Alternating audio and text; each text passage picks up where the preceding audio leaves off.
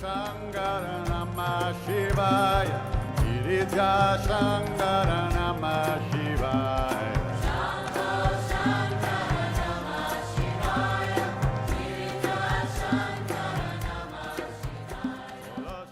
Hi friends, this is NJ, host on this channel. So we are about to begin our discussion on the nakshatra number 20, which is the Purva-Ashadha Nakshatra. This is just going to be an introductory video where we will try to understand the symbol associated with this nakshatra, the deity, the god presiding on this nakshatra, and a brief idea about the nature and functioning of this nakshatra.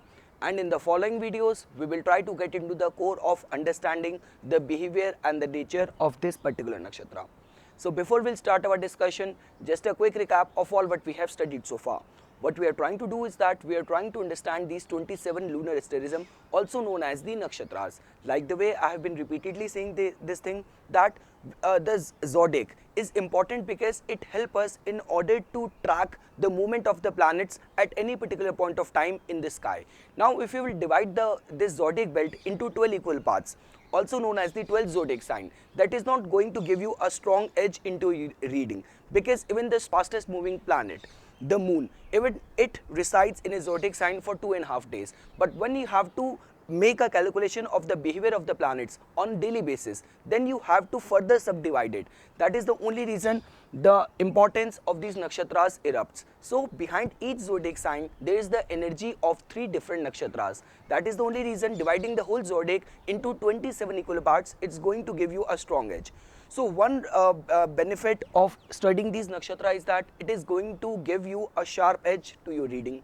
Second is that in our Vedic astrology, which is a sidereal system which is more governed by the moon, the nakshatras are studied in order to do the marriage compatibility, the relationship compatibility, and most important, to take out the auspicious time for certain acts. You want to take an oath, you want to join the office, you want to go on a travel, you want to get married. So there has to be a certain auspicious act for all those activities, which you get to know because of the understanding of these nakshatras.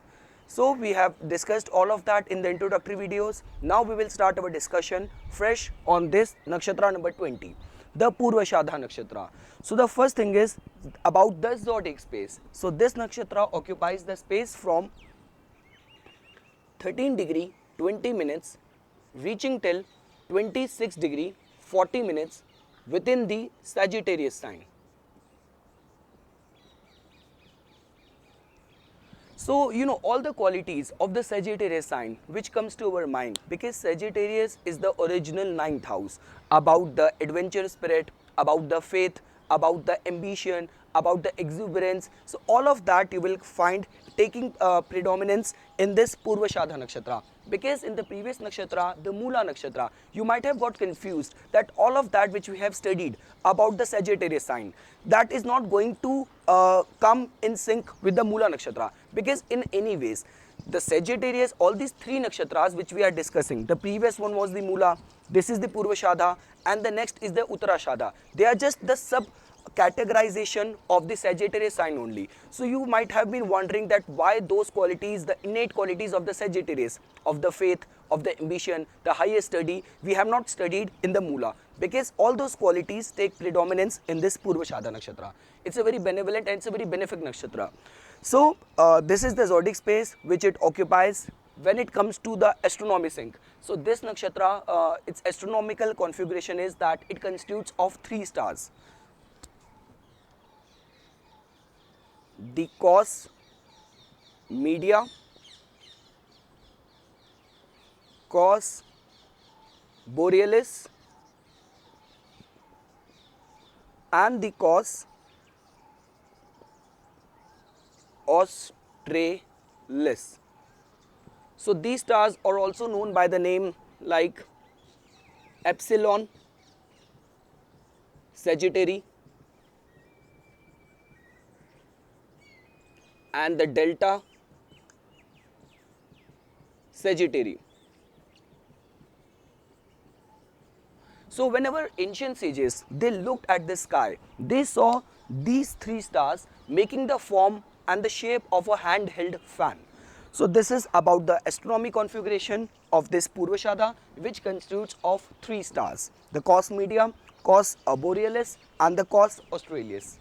When it comes to its planetary rulership, so its planetary rulership goes to the planet Venus. So in this nakshatra, you can find the pinnacle, the peak of the energy of the Venus. Venus, which is a planet of beauty, which is a planet of artistic talents, it's a very rajasic nakshatra. So all those qualities you will find inherent in this nakshatra. See, the case is different.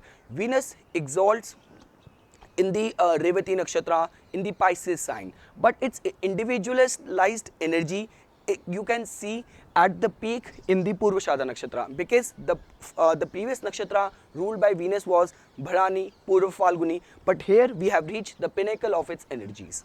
When it comes to the power, the Shakti, because each nakshatra has got its own Shakti. So this nakshatra has got the Varcho Grahana Shakti, which means the power of invigoration, the power to instill confidence, zeal, enthusiasm, energy in others, power to inspire other people. So Varcho Grahana Shakti has been Varcho Grahana Shakti, the power to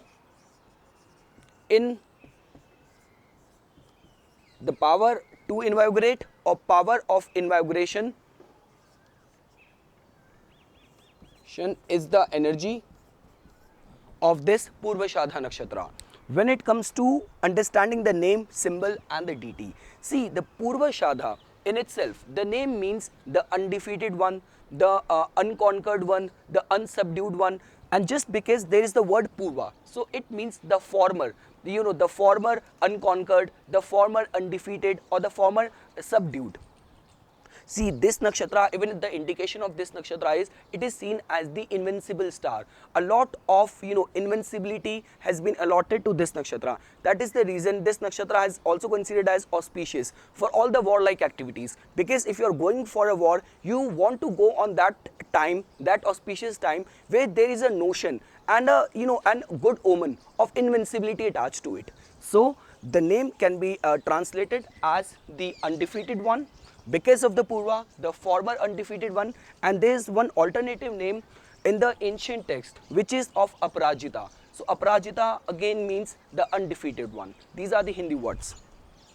When it comes to the symbol associated to this nakshatra, so like the way we have discussed, whenever ancient sages, they looked at the sky, they saw 3 stars making the shape of a handheld fan. So the first symbol associated with this nakshatra is of a handheld fan. When it comes to the fan, it can be looked at, its usage can be looked at from so many perspectives, because even today in some cultures, the oriental cultures, the Japanese culture, the fan, the first usage of fan is that it is seen as a symbol of aristocracy. So what do you get to know from that about the nature of this nakshatra? So this tells about a lot of the, the talent related to the beauty, talent related to the supremacy, talent related to little bit of the show off and aristocracy, which is inherent in the functioning of this nakshatra, which it will infuse someone who will be strongly under the influence of the Purva-Ashadha Nakshatra. So first symbol is, application which can be looked at from the symbol is of a decorativeness or the aristocracy. Second usage of the fan is that it is used, in order to create the cool waves, in order to protect yourself from the heat waves. Now what do you get to know from that as the functioning of this nakshatra? That tells about that, whenever we are facing the scorching heat, we move this the fan in an aggressive way in order to get the cool waves. So that also tells about, in the face of any adversity, person has the capacity to act aggressive, and it is a very, it's a very smart, it's a very benevolent nakshatra. These people under the influence of this nakshatra, they know how to remain calm in the situation of adversity, and whenever some opportunity will erupt, they will put their whole energy, they will act assertive into that opportunity.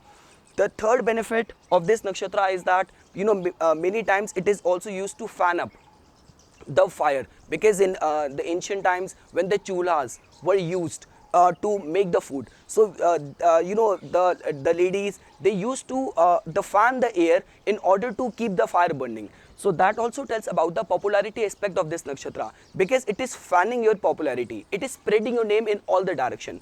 And it has been generally seen that people under the influence of this nakshatra, they not only have the capacity to attain the wealth and also have the capacity to get good popularity and fame as well. And the last aspect of this, the fan, the symbol associated to this nakshatra is that fan is also used to hide your face. So that also tells about little bit of the sensitivity and secrecy inherent in this nakshatra. The another symbol associated with this nakshatra is, apart from a handheld fan, that is of a winnowing basket. So a winnowing basket which is used to get rid of the the husk in the corns or in the grains. So that also tells about that this nakshatra has the potential and the capacity to get rid of all the obstacles, all the strife. And we have already discussed that this nakshatra is seen, the indication of this nakshatra is that it is an invincible star. When it comes to the deity, the god presiding on this nakshatra, so very little has been written about the deity which preside on this nakshatra, because the deity associated with this nakshatra is of a feminine goddess Apa. So the feminine goddess Apa presides on this nakshatra. And many scholars and texts also assign the Varuna, the god of rain, as the presiding deity to this nakshatra. And as you people know that not only our whole planet constitutes of 70% of the ocean, our body itself constitutes of the 70% of the water. Water has a rejuvenating side to it. Water can be used as a vital force, and water, even the excess of the rain, can cause the tsunami, can cause the destruction. So all of that we get to know from the functioning and the behavior of the presiding deity. About one side of it which is very rejuvenating, and another side of it which is very destructive. Even the disposition of this nakshatra is that it is a very hard, it is a very sharp nakshatra, the Ugra nakshatra. When it comes to understanding the nature and functioning of this nakshatra, so like the way I began this discussion with, that all the positive, the benefit qualities of the Sagittarius which we have known so far, before getting into the discussion of the nakshatras, you will find inherent in this Purva-Ashadha Nakshatra. First of all, it is a very optimistic nakshatra. These people always have this notion of invincibility. They know that whichsoever task they will put their energy at, they will come out of as a warrior from that particular project. Second thing is, it is a very flamboyant nakshatra. All kinds of flamboyance in their dress, in their communication, in their behavior remains very inherent, which in its negative aspect many times act against them, and people take them and perceive them as very show off. But the truth is that it is somewhat very integral part of their personality, that they are born flamboyant. Third thing is that these people always remain in the pursuit of improvement of their condition. No matter that even they have been raised, or in exceptional cases if they have been raised in some very humble condition, but they will not get bogged down by that, and they will consistently remain in the pursuit of the improvement of their life condition. Third thing is that many times in the research it has been seen that these people face problem in the early form of formal education, but that doesn't hamper their prospect of rising ahead in their life. So all those flamboyance, optimism, sudden flash of inspiration, and they also remain to be very good the debaters. It is very difficult for someone to defeat someone who is a Purva-Ashadha Nakshatra in any form of debate. So all those qualities remain to be inherent in the behavior and the functioning of someone under the influence of the Purva-Ashadha Nakshatra. This is just going to be an introductory video. In the following videos, we will try to get into the core of understanding the behavior and functioning of this nakshatra to the core. So I hope you guys found this video informational. For further more updates and notification on astrology, please subscribe my channel and like my Facebook page. Thanks.